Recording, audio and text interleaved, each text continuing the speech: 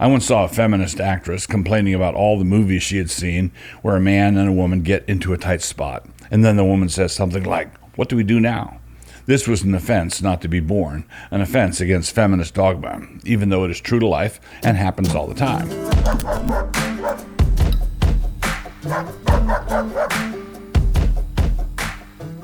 Dear Darla, okay, so now we are getting into some treacherous territory. This is an area fraught with peril, and one of the reasons it is so perilous is that we all, for emotional reasons, have decided to ignore and suppress a major facet of male-female interactions. The end result is that nobody knows what is going on.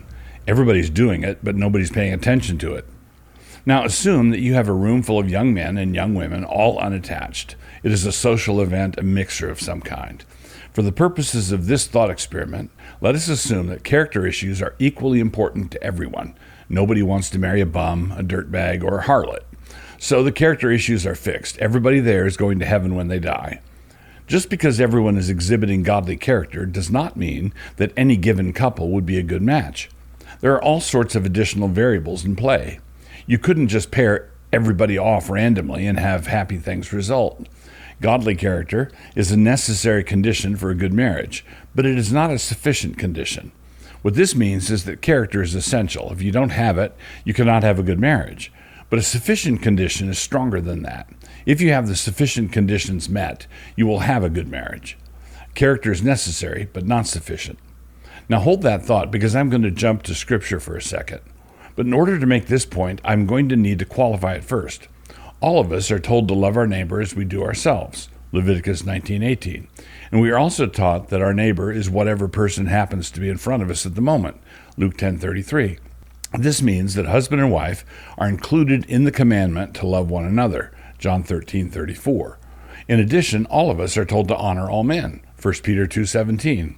This respect, this honor that we are to render is not attached to the sex of the recipient.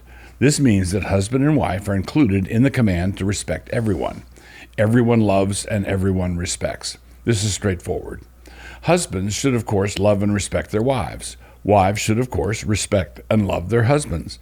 But the word order there matters. When scriptures focus on the particular duties of husbands to wives, the emphasis is on love. Husbands, love your wives, as Christ loved the church and gave himself for it, Ephesians 5:25 and 33. And when Scripture addresses wives as wives, it tells them to honor and respect their husbands, Ephesians 5:22 and 24 and 33. The central husbandly duty is to love. The central wifely duty is to respect. The New Testament nowhere commands wives to love their husbands. Now, it's certainly okay. It's not a sin to love your husband. There's one place in Titus where the older women are to teach the younger women to be husband lovers, Titus 2:4. But the word there is a compound word, philandros, which I would render as into husband and into kids, philoteknos. In a word, domestic and enjoying it. But when a wife is being encouraged to focus on her wifely responsibility, Scripture tells her to focus on respect. Now, you are a single woman, so why am I telling you this? The reason is that what you will be commanded to do with regard to your future husband, whoever he is, should be something you take into account when you are evaluating different men as possible candidates for that position. You should, in a word, be asking yourself if respecting such a man would be easy, challenging, or impossible. Remember, we're not talking about character only. That is included, but we are talking about more than that. A man might be a godly man and yet impossible for you to look up to. And not to put too fine a point on it, that would be a bad match.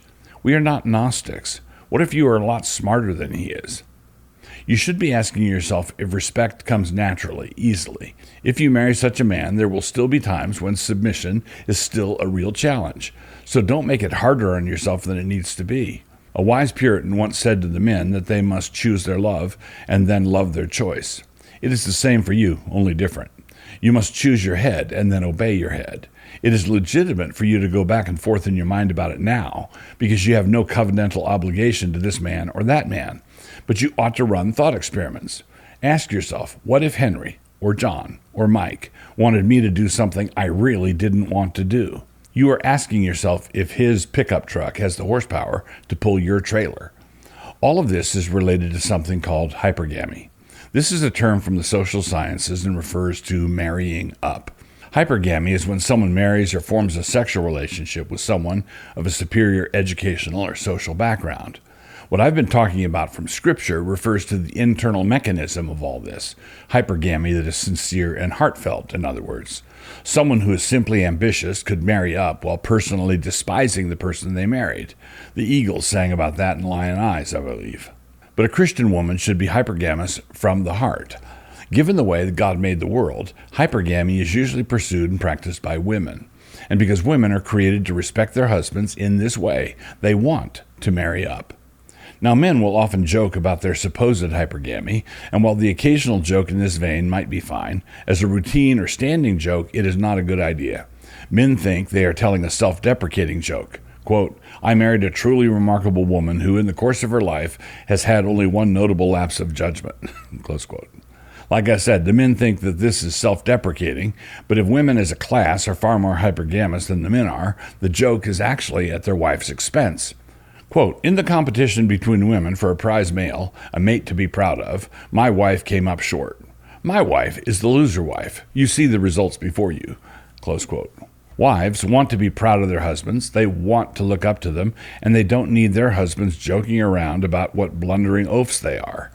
You have a wonderful relationship with your father. As you look around at the young men who might someday approach you, compare them to him. Don't compare them unfairly, budget for the years of experience and that sort of thing, but ask yourself if this young man is the kind of man that your father would have befriended when your father was that age. Is he the right caliber? One last thing. The propaganda machinery of our age is constantly cudgeling us to prevent us from talking this way. They can't stop us from behaving this way, but they can succeed in confusing us, and they can make us flinch internally whenever someone states the obvious out loud. I once saw a feminist actress complaining about all the movies she had seen where a man and a woman get into a tight spot, and then the woman says something like, what do we do now? This was an offense not to be borne, an offense against feminist dogma, even though it is true to life and happens all the time. This actress did not complain about all the movies she had seen where a petite little kickboxer lady took out 5 or 6 200-pound thugs. That kind of egalitarianism only works in cartoon world. Your uncle, Douglas. Thanks for watching. If you'd like more of this kind of content, be sure to check out Canon Plus. That's where you can find all of my audiobooks and a huge collection of resources to help you engage with culture and live faithfully. By subscribing to Canon Plus, you're supporting the making of this show and more. If you haven't joined up yet, you can get your first month for just 99 cents by using the promo code DOUG99.